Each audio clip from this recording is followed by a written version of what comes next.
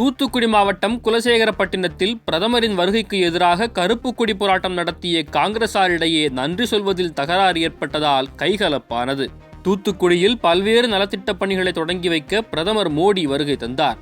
அவர் வருகைக்கு எதிர்ப்பு தெரிவித்து காங்கிரஸ் கட்சியினர் கருப்பு கொடி ஏந்தி கண்டன போராட்டத்தில் ஈடுபட்டனர்.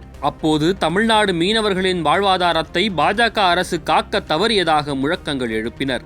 இந்த போராட்டத்தில் தூத்துக்குடி காங்கிரசார் மட்டுமின்றி தேனி மாவட்டத்தைச் சேர்ந்த காங்கிரசாரும் கலந்து கொண்டுள்ளனர். அங்குதான் பிரச்சனையே ஆரம்பமானது. போராட்டம் நிறைவு பெற்றபோது யார் நன்றி உரை வழங்குவது என்பதில் தூத்துக்குடி காங்கிரசாருக்கும் தேனி காங்கிரசாருக்கும் இடையே வாக்குவாதம் ஏற்பட்டுள்ளது. அப்போது நிர்வாகி ஒருவர், போராட்டத்தையும் நீங்களே செய்வீங்க, நன்றியையும் நீங்களே சொல்லுவீங்களா, அதுக்காவது எங்களுக்கு வாய்ப்பு கொடுங்கயா என்பது போல் பேச சிறு கைகலப்பே ஏற்பட்டிருக்கிறது.